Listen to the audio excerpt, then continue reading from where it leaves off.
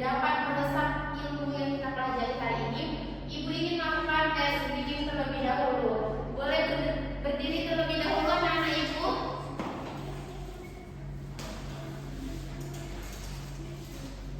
Ikutin Ibu ya. Nanti kalau Ibu bilang tepuk MBG, mari.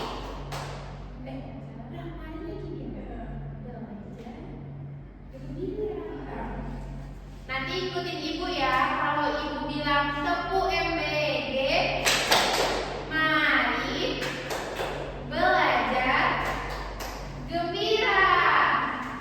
Mari kita mulai ya. Baik Bu. Tepuk MBG. Mari belajar gembira.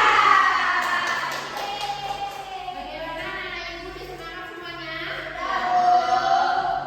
Baik, di sini Ibu ingin bertanya kepada anak-anak Ibu di sini, apakah sudah ada yang pernah menonton berita?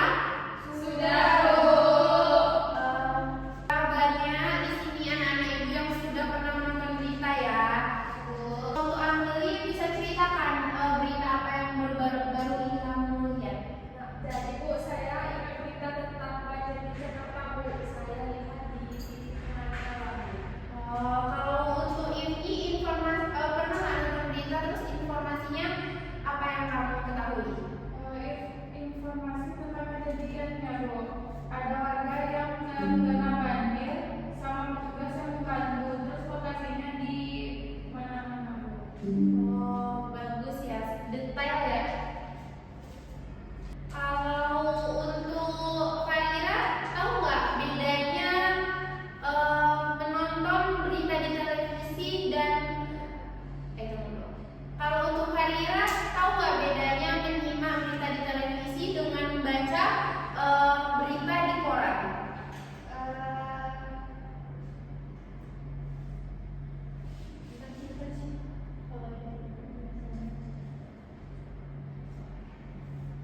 Kalau di TV kita bisa lihat langsung gambarnya Bu, jadi kita bisa langsung tahu keadaan yang sedang diinformasikan dan sama bisa mendengar suaranya Bu, jadi bisa lebih jelas informasi yang disampaikan. Betul. Jadi pembelajaran kita hari ini adalah menyimak tes berita. Kita akan melihat berita ya Bu? Iya, jadi nanti kita akan melihat berita yang Ibu tampilkan di video. Baik Bu. Bisa dilihat di sini tujuan pembelajaran kita hari ini adalah mengidentifikasi unsur berita. Kita bakal menemukan unsur-unsur berita, ada 5W tambah 1H. Jadi yang kedua, membandingkan kelengkapan informasi. Di sini kita membandingkan tingkat kelengkapan informasi dari dua berita yang berbeda berdasarkan unsur 5W 1H. Jadi di sini Ibu nanti akan menampilkan dua video berita. Dan yang ketiga, menyimpulkan isi berita. Nah, di sini kita menyimpulkan isi berita menggunakan bahasa sendiri yang runtut, jelas, dan bertanggung jawab. Paham anak-anak Ibu, paham? Paham Bu. Kita lanjut ya. Baik Bu.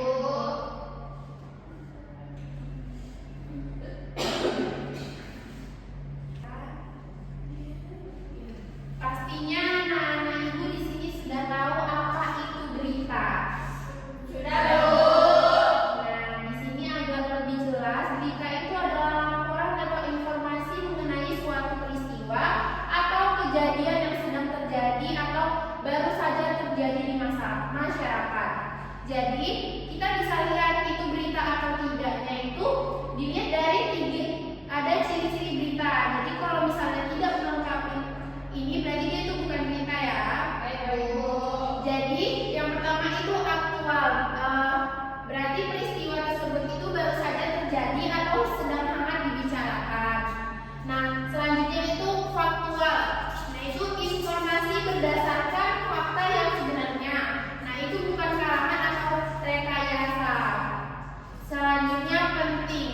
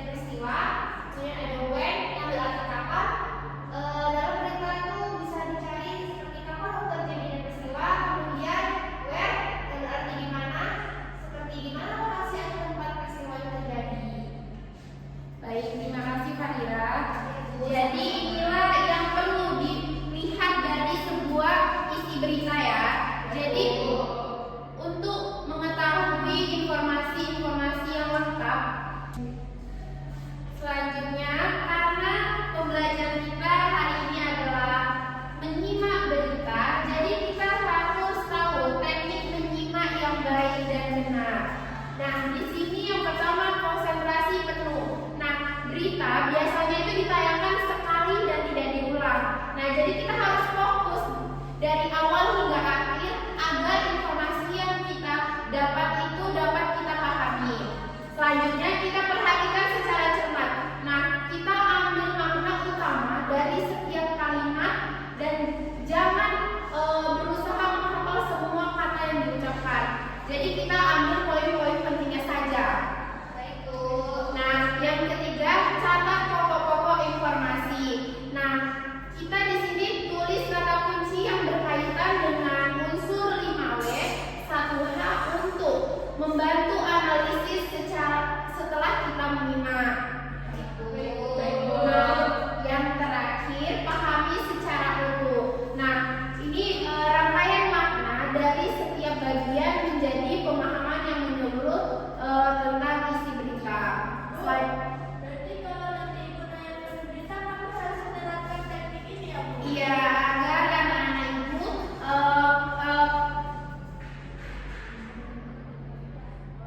anak-anak ibu bisa menyimak dengan efektif. Tidak hanya mendengarkan saja, tapi mengetahui isi semua dari berita tersebut. Baik, Bu. Nah, selanjutnya kita akan menyaksikan sebuah video berita yang akan Ibu tayangkan. Belum jadi.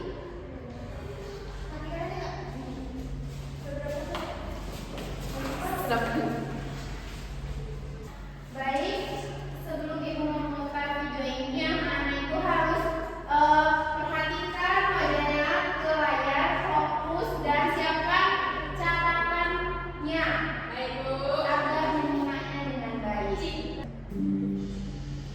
Dan pemirsa, banjir juga melanda sejumlah jalan utama di Jakarta. Banjir kemudian juga berdampak pada kemacetan lalu lintas di sejumlah wilayah.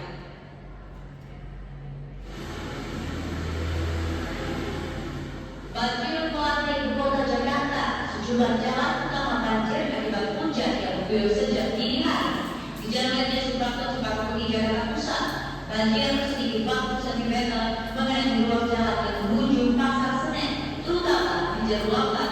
Polisi kemudian mengarahkan semua kendaraan untuk berlalu di jalur cepat. Akibatnya kemacetan terjadi, ditambah banyak kendaraan yang mogok karena menerobos banjir.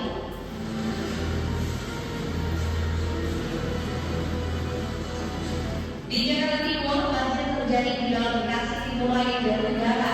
Banjir hingga 60 cm mengganggu lalu lintas hingga alam kemacetan. Banjir terjadi di sisi jalan dari negara menuju Klender. Jumlah petugas PSU dikerahkan untuk menangani banjir dan membantu pengendara yang mengalami kondisi.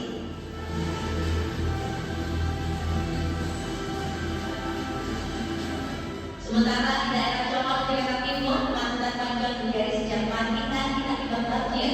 Banjir di lokasi ini mencapai 70 cm dan belum menunjukkan tanda-tanda surut. Kendaraan dari arah selatan menuju utara terpaksa memperlambat melaju kendaraannya. Untuk mengurangi kepadatan, kepolisian melakukan pengalihan arus lalu lintas ke arah Jalan MT Mariono. Ruang unit mesin penyedot air juga dioperasikan untuk mencegah genangan banjir semakin meluas. Dari Jakarta, tim TV1 mengatakan.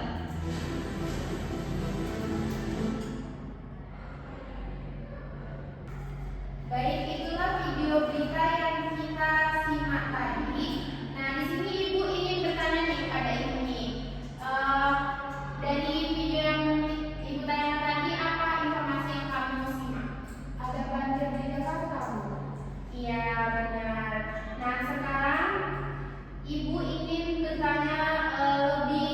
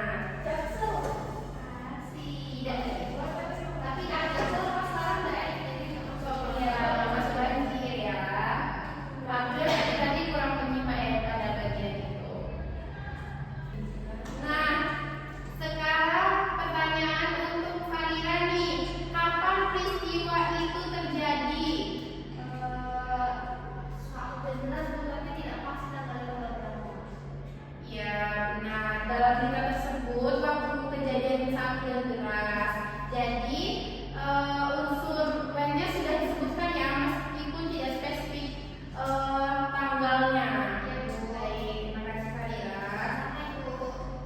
Nah, pertanyaan yang kelima ini agak semakin rumit ya. Kalau ini untuk Ira nih, mengapa banjir itu bisa terjadi? Karena hujan deras dan saluran drainasenya tersumbat, Bu. Nah, analisis yang tepat ya untuk Ira. Tepuk tangan dulu untuk Ira. Nah, Ira berarti sudah cukup detail saat menganalisis video tersebut. Kalau bagaimana kronologi terjadinya banjir, siapa yang bisa menjawab? Untuk aku bisa? Bisa, Bu. Bagaimana?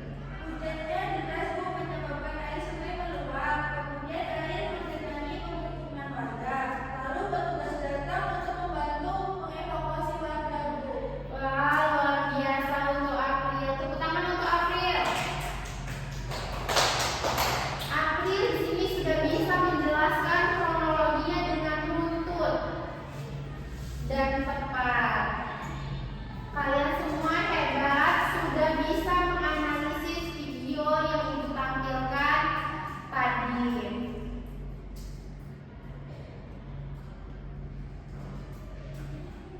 Apakah di sini anak-anak Ibu ada yang ingin ditanyakan? Tidak.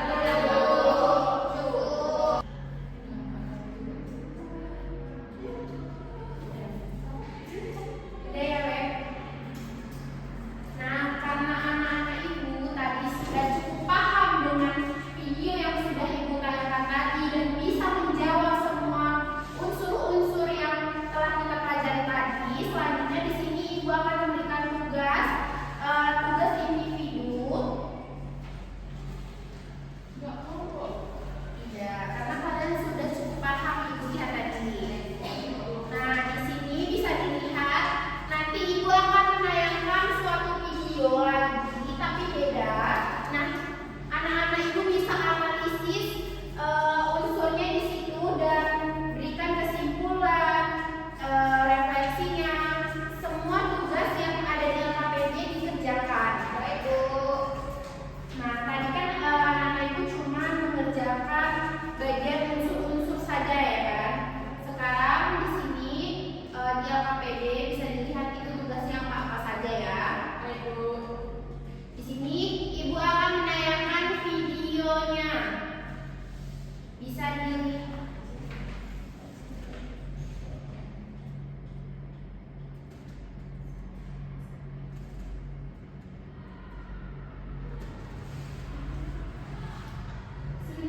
Nah, tolong diperhatikan baik-baik. Ini karena tugas untuk penilaian anak-anak Ibu nanti. Ini akan Ibu nilai ya. Tadi kan hanya simulasi bagaimana kalian bisa tidak dengan tugas yang diberikan. Baik, Bu. Baik. Simak ya. Ini dia salah satu surga bagi pecinta wisata pantai di Indonesia. View keramatan di Pusat Kreatas. Ini pulau-pulau 380 hektar ini tak sampai 2.000 jiwa. Total ada 1.900 warga lokal yang menempati pulau ini. Namun pulau ini selalu ramai karena menjadi tujuan liburan bagi sekitar 77.000 wisatawan lokal dan mancanegara setiap bulan. Banyaknya pengunjung menimbulkan masalah sampah. Karena itulah Ibu Malaka setempat mengajak semua warga untuk sama-sama peduli sampah.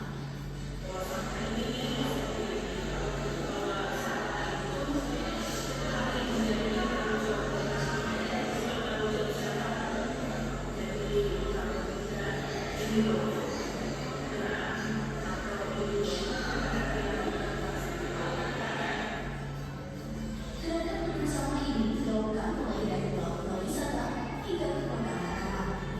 Sampah-sampah plastik bisa didaur ulang menjadi aneka kerajinan.